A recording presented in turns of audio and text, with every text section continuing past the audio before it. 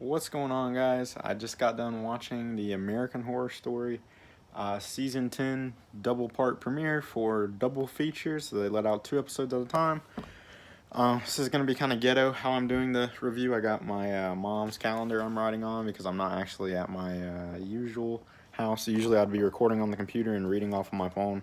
I can't do it that way, so I got all kinds of like notes, doing it old school on pen and paper. So let's go ahead and get into it, talking about the episode. So it is officially called Red Tide, and I'll just put off the bat. I did like it, I did like it just as a overall thing. But so it is called Red Tide.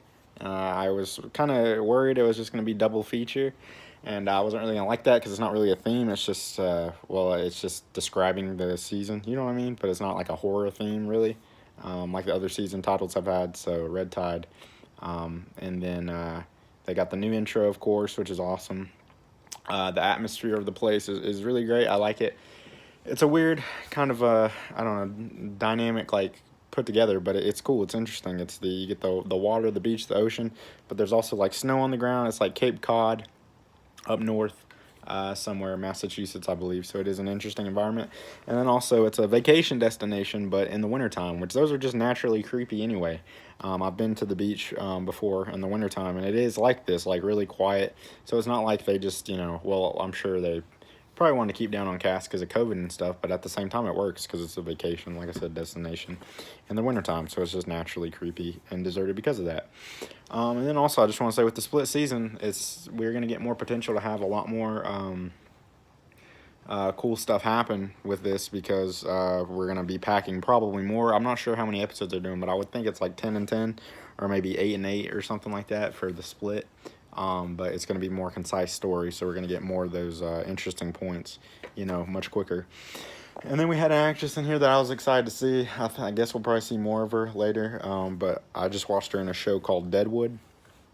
She was the tenant, the owner of the place. Martha, I think, was her name, and she's a really good actress in Deadwood anyway. And I guess she was pretty good in here as well. She was just in there very briefly. But that's just a little side note for me. Nobody probably recognized her. But that I will say about the cast. I think I had a note on here. But all the cast is absolutely awesome. You got Sarah Paulson. Evan Peters. Those are always fan favorites for me. Man, just so many. It's filled to the brim with interesting actors that you really want to see. And part 2 is going to be like that as well, I believe. And then, let's see. There was a few weak jump scares in here, mainly in the first episode, I think, where the music would, of course, just ramp up really loud. And I hate that, and it didn't really do anything for me. It's just like, it's so cheap. But that's just a minor complaint. Otherwise, the horror that did happen, it was just kind of creepy. Just seeing they end up calling them flesh phantoms. Just seeing them doing their thing in the background is really creepy sometimes. Just like they're just standing idly. It's a little funny sometimes, but for the most part it's pretty creepy. Like whenever the blonde girl, she was big in season 2 Asylum. I think the actress's name is like Lily Rabbi or something. I forget the character's name, but she's really great in here. You could see her have more of a forefront role. And she was laying in bed, and there was a shot where they were like just moving outside. It was really creepy. So anyway, like I said, I got on here. Evan Peters was awesome. He gets his kind of awkward interactions. Like this season is honestly great already because it doesn't have a lot of the what am I trying to say? The I guess kind of cringy characters. I guess if I had to pick some, it would definitely be Evan Peters' character, and then the old lady with the eye. But you know what? It's fine. It's a nice touch that American Story a horror story can have if it's just a touch and not the entire season. Like last season, I still need to go back and finish it. 1984 was, so it can be nice in moderation.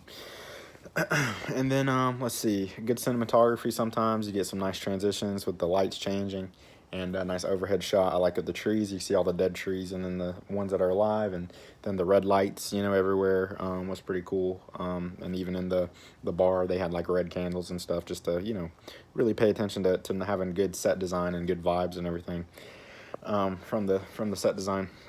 Lyme disease was brought up a lot in this episode. I'm not sure if Sarah Paulson's character has Lyme disease or what is going on with her. I know Lyme disease is something big up north, and I know we can get our animals vaccinated for it. I'm in the South, so we don't vaccinate for it here.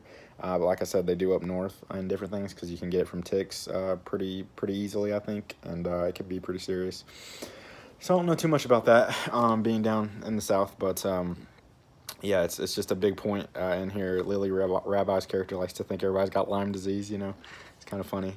And then it was funny, the guy he left, and this is just something funny for me. The guy left his pregnant wife after like there was almost a break-in at the house, like by a very creepy dude. And he's got the most patient wife, right? She's like, okay, whatever, go.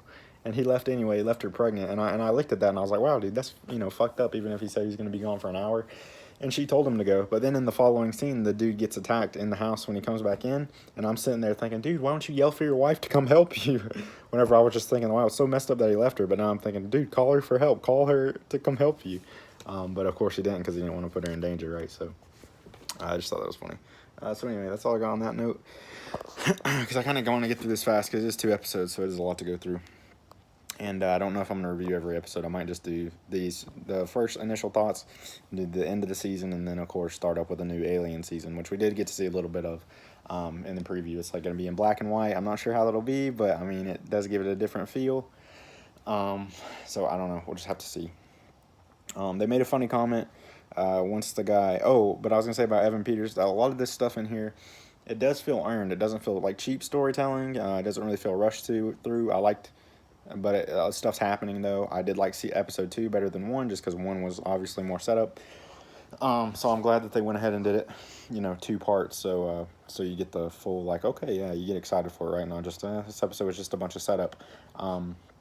But Evan Peters' character, he really does sell the guy on the drugs to the point, and things do happen to where I can justify him taking them. I mean, or I can see like, okay, well, it's not just like he's just doing it to move the story along. I can understand why the character would do that at that point. Oh yeah, super savage, fucked up scene when he does take him and he starts getting the side effects. Where he tells the daughter off, which kind of feeds into the story later. And yeah, it's not really a stupid way of storytelling in a lot of ways, is what I'm trying to say. Like there was one scene where the girl cuts her finger and then the husband comes and starts like sucking on it because he's getting the blood addiction. And I like that they were arguing before, and it makes sense. That's why she cut her finger versus she just randomly cut it doing vegetables. How something cheap, some cheap version of storytelling would do, where it just happens to happen. There was something that made it happen. Is what I'm trying to say. But they made a funny comment about streamers in here I found hilarious, where they were saying streamers, that's where they get their talent from taking these pills, right? Because it is so weird how some streamers just like blow up, or YouTubers and or just people in general for just like really strange, I don't know, unlikable people like Logan Paul, for example, So Ryan Murphy does have funny self-aware stuff in there like that sometimes. And then we got something, well, wait, I don't want to skip ahead here. So the little girl, she does end up taking the pills, like I was saying, because of she wants to be like her dad and have talent and all that with her violin playing, which was nicely set up. But I was kind of sad that she got the same effects that her dad did, where she gets super talented. At least it seems right now. I would like to see her get kind of like the effect of the flesh phantoms, or whatever they call them, where she is affected negatively from it because she doesn't have talent. Like it would be cool if she came out to find like, oh, dad was right, I didn't have talent, and now it's messing me up. So I would have liked to seen her turn into a flesh phantom. But yeah, there's good tension all throughout with the arguments between the husband and the wife. I'm sure it was fun for the writers to write a story about writers, writers writing about writers. Kind of ironic.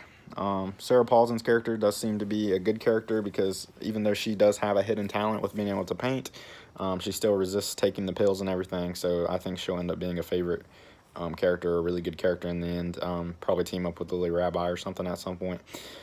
Even though, Jesus, she looks so gross. Like I said, what does she have? Lyme disease? She's just addicted to drugs? I don't know what made her, Sarah Paulson, look like that.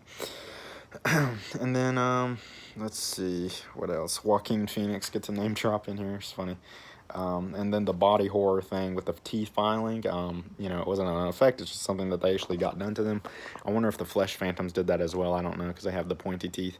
But yeah, this was by far one of my most scary scenes that I've ever seen, because I'm really big into my teeth, like keeping them white and keeping them, just taking good care of. personally. So this was the scariest thing I've ever seen, where they follow the teeth. And I think that's for anybody, even if somebody doesn't really want to take care of their teeth like I do too much, then yeah, that's scary. Drilling and filing the teeth, the body horror. So yeah, I really like what I'm seeing here for the most part. If I had to compare it, it almost gives me vibes of Asylum, a little bit. I don't know if it's probably too soon to say for sure. But it seems like it's really a return to a serious, of some of the earlier seasons, season 1 and 2, serious story that it's telling, and I really like that, and I'm excited to see what's coming. And then we got the alien story to look forward to as well. So yeah, I don't know if I'll do the next episode, because it's kind of I don't know, it's a little tough to just review episode to episode, I think, with stuff like this, for me personally. But I probably will do, definitely, like I said, the end and then the alien story. So yeah, I don't want to drag on too long. I think that was pretty good for that. So thank you for watching, and I will see you in the next one. Also, I don't want to keep doing like American Horror Story, make this American Horror Story channel, because it is probably most of my content. So if you have any shows or anything that you're interested in, maybe it's something I've seen, or topics of anything, then just let me know, and I'll look into doing it as well. So yeah, have a good day, night, guys. See you in the next one.